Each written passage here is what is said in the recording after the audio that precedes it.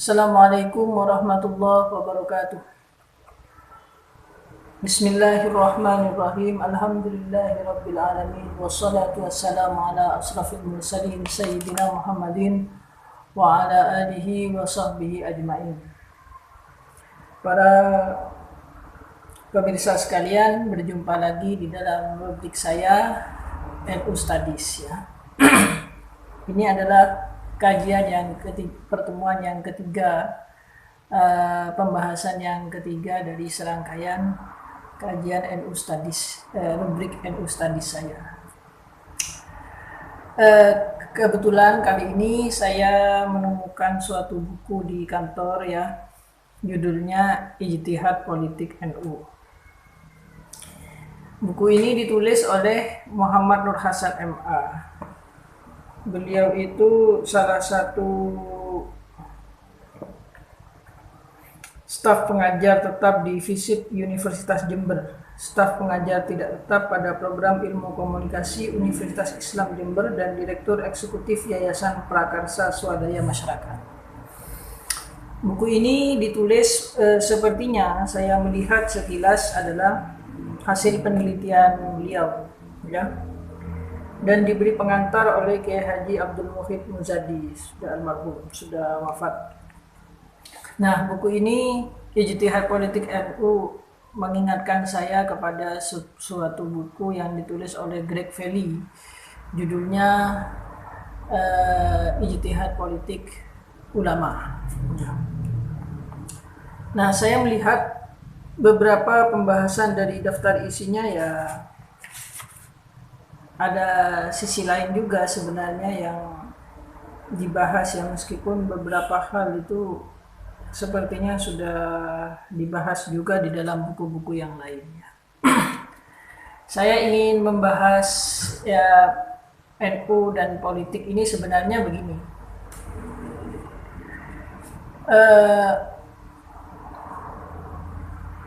Di masa periodisasi NU itu sebenarnya bisa kita lihat dalam beberapa fase-fase sejarah ya. Ya, biasanya para peneliti itu meneliti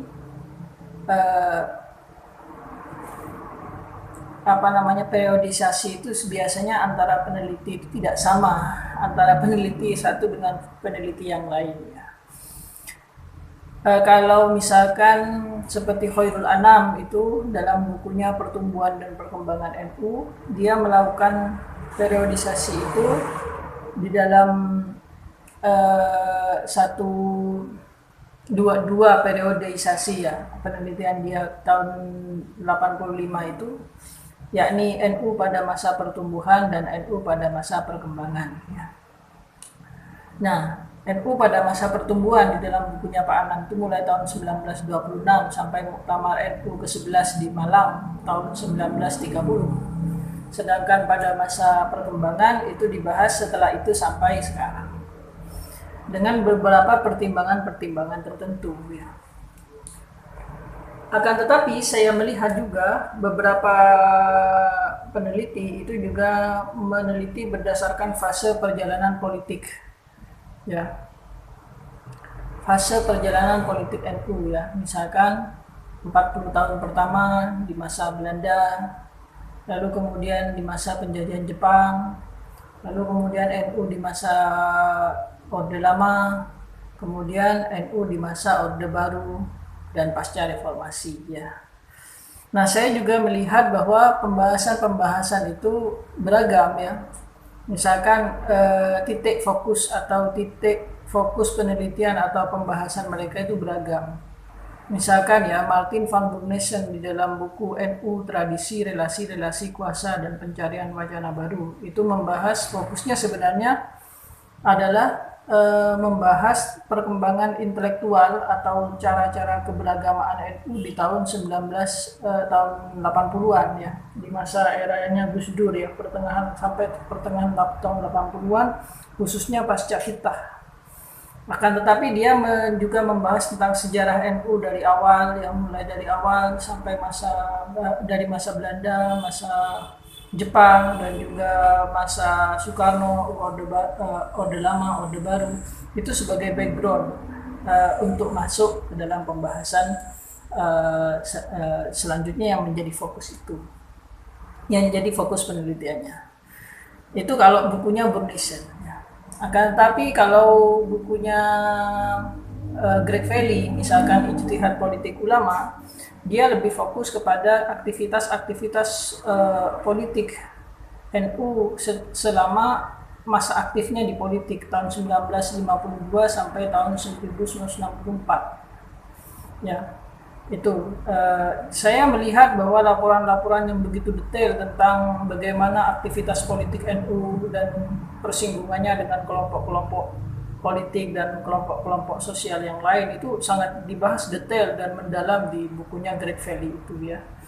Ya tentunya dari kacamata outsider. Nah ini juga yang membedakan antara buku ini, buku yang ditulis oleh M. Nur Hasan ini, Ijtihad Politik NU, dan juga yang ditulis oleh ilmuwan-ilmuwan yang lain yang dari luar negeri. Nah pandangan mereka itu mewakili pandangan outsider, pandangan dari luar terhadap NU. Sedangkan apa yang ditulis oleh M. Nur Hasan ini adalah pandangan insider, ya, pandangan dari dalam kepada dirinya sendiri.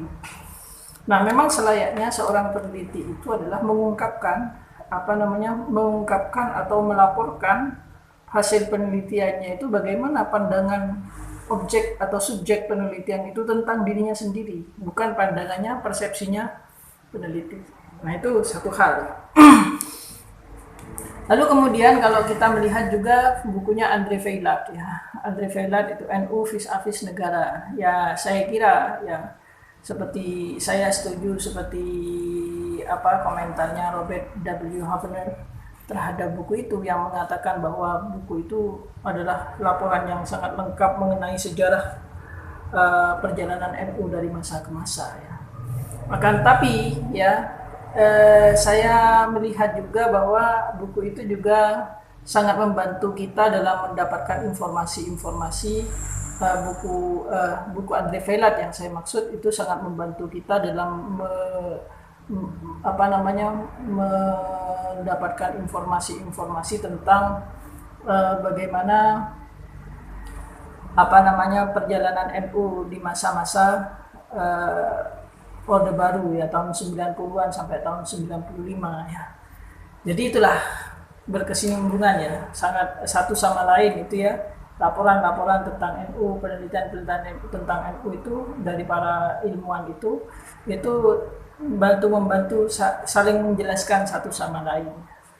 Ya kalau misalkan Burnison itu membantu kita untuk mendapatkan informasi sampai tahun 1980-an, lalu kemudian Greg Valley dapat membantu kita laporan yang sangat lengkap sampai tahun 1964.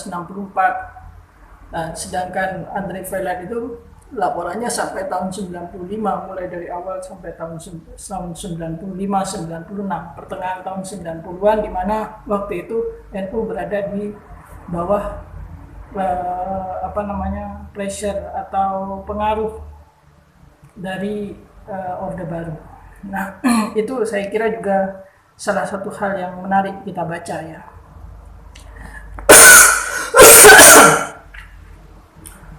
Ya mari kita coba membaca satu atau dua titik dari buku ini ya. Nah, coba ini ada perkataan begini. Bagi NU, ini dalam bukunya Nur Hasan ya. Bagi NU, dukungan atau restu Presiden Soeharto bagi berdirinya Ikatan Cendekiawan Muslim Indonesia adalah kebijakan yang turut menyuburkan kecenderungan sektarianisme dalam masyarakat. Sebab ICMI sebagaimana dikemukakan Kiai Haji Abdurrahman Wahid merupakan contoh telanjang dari cara bagaimana rezim Soeharto memanipulasi Islam agar memperoleh dukungan dan simpati umat Islam demi mengukuhkan legitimasi kekuasaannya. Dan ICMI juga dinilai memberi peluang kepada beberapa tokoh Islam yang tidak menghayati visi kenegaraan yang menekan kemajemukan berdasarkan toleransi dan beragama dan persatuan nasional. Nah ini, saya kira begini.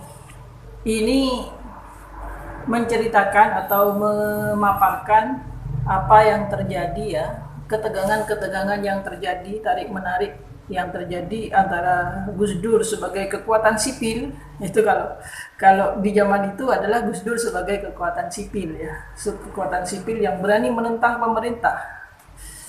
Nah, dengan kekuasaan. Nah, ini juga menjadi satu bagian yang menarik juga di dalam pembahasan-pembahasan atau kajian NU Studies ya. Bagaimana NU ketika di masa Orde Baru itu, NU-nya sendiri itu karena begini, posisi NU pasca Hitah itu membingungkan bagi pemerintah. Membingungkannya begini, di satu sisi NU itu dia itu sudah bukan partai politik karena sudah keluar kembali ke Hitah tahun 1926 pada Munas NU di Situbondo tahun 1983 dan diperkuat dan diresmikan di Muktamar NU tahun 1984 di Situbondo juga. Nah, itu menjadi penting juga ya. Saya kira juga itu adalah salah satu jasa besar ya dari Gus Dur bagaimana menyelamatkan NU itu untuk kembali kepada on the right track, bahasanya itu, kepada railnya supaya dia selamat ya. Untuk menyelamatkan NU dari tarik menarik, karena begini, ketika NU menjadi partai politik dan menjadi bagian dari P3 ya, dia itu posisi NU itu menjadi semacam simalakama. Pilih apakah berhadapan dengan pemerintah atau dia itu masuk bagian daripada pemerintahan itu. Nah, karena Gus Dur melihat itu sesuatu ketika itu tidak menguntungkan bagi NU ya, dan bahkan mungkin bisa dikatakan membahayakan bagi NU karena dia itu partai politik itu berada dalam pressure pemerintah, maka di satu sisi juga karena didorong oleh friksi internal di P3 ya, kekuatan-kekuatan Masyumi ya, yang sebenarnya P3 itu adalah hasil fusi beberapa partai Islam ya, termasuk Muslimin Parmusi yang dihidupkan kembali oleh sebagai penjelmaan kembali dari Masyumi dan juga NU di dalamnya. Nah, ini menarik juga membahas tentang friksi internal di dalam partai P3 ketika itu. Karena begini, pasca pemilu tahun 1971, pemilu berikutnya itu, di dalam diri P3 sendiri, NU berkeinginan supaya kursi-kursi itu dibagi berdasarkan hasil pemilu tahun 1971. Tapi di sisi lain, Parmusi yang penjelmaan dari Masyumi, Muslimin Indonesia, Partai Muslimin Indonesia, dia menginginkan bahwa kursi itu dibagi berdasarkan tahun 1955. Nah, itu pertentangan juga. Nah, sedangkan NU merasa bahwa secara umat dia memberikan bantuan yang banyak terhadap P3 tapi kursinya sedikit. Di sisi lain, ketika dia berada di P3, pemerintah selalu menekan NU. Karena NU dianggap sebagai satu-satunya kekuatan politik yang hidup sampai tahun 1971, pemilu tahun 1971, pemilu pertama di masa Orde Baru.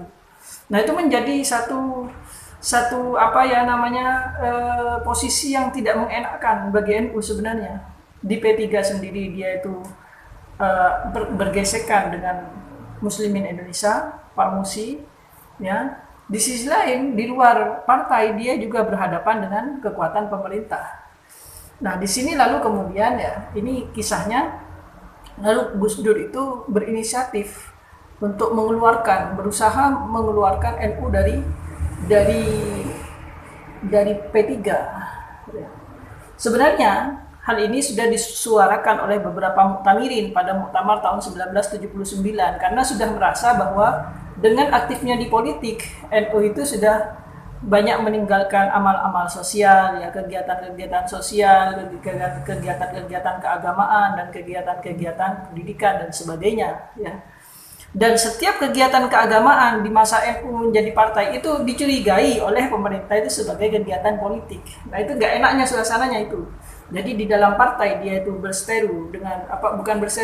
ada pergesekan dengan sesama partai-partai yang difusi. Di luar partai dia itu berhadapan dengan pemerintah. Nah, Oleh karena itu, maka Gus Dur tahun 1983 itu mulai menggodok bagaimana caranya supaya kita bisa keluar dari partai politik. Lalu dimusyawarahkanlah di dalam Munas NU tahun 1983 dan kemudian diperkuat di dalam atau diresmikan di dalam Muktamar NU tahun 1984. Nah, Muktamar ya tahun 1984 itu mengatur hubungan NU dengan partai politik. Sedangkan Muktamar NU tahun 1989 di Krapia itu membahas tentang hubungan NU dan bangsa. Nah, itu beda. Jadi itu satu hal ya. Nah, setelah NU keluar dari politik tadi, lalu kemudian NU ini posisinya itu membingungkan penguasa. Itu Pak Soeharto. Karena di satu sisi dia tidak bisa berbuat apa-apa terhadap NU karena dia itu sudah sudah bukan partai politik lagi.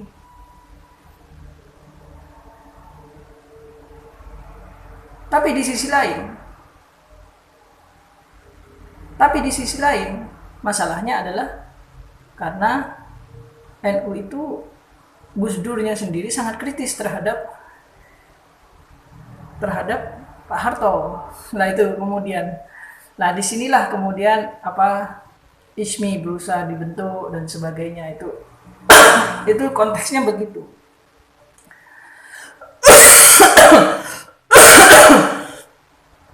Walhasil lalu kemudian NU itu Gus Dur itu menjadi sangat populer dan biasanya dianggap sangat besar sekali ya ketika dia berhasil mengeluarkan NU dari partai politik dan dia dianggap membawa NU itu ke dalam on the right track-nya lagi, jadi kepada jalannya yang sebelumnya, kepada hitoh yang sebelumnya. Nah di situ seperti itu. Maka waktu itu dua tokoh yang dianggap sangat berpengaruh itu dalam khitoh ini adalah dua orang, yaitu Kiai Haji Ahmad Siddiq dan juga Kiai Haji Abdurrahman Wahid. Nah, ya saya kira periodisasi sejarah NU itu perlu kita bahas ya. Insya Allah nanti di pertemuan selanjutnya saya akan membahas bagaimana perjalanan NU itu dari awal sampai akhir ya. Ya tentu tidak akan menjadi satu kali pertemuan ya, akan jadi beberapa kali pertemuan. Saya juga menarik bagi saya untuk membahas periodisasi sejarah NU itu dari periode ke periode ya. Dan bagaimana kita dengan harapan bahwa kita dapat menemukan bagaimana sih sebenarnya benang merah ya sikap NU terhadap politik, dan baik itu politik kerakyatan, politik kebangsaan maupun politik praktis. Saya kira demikian dulu. Semoga apa yang saya sampaikan kali ini ya sedikit banyak juga membawa manfaat dan menambah wawasan bagi kita semua. Ya, wallahu muwaffiq ila aqwamit thoriq. Al-Fatihah.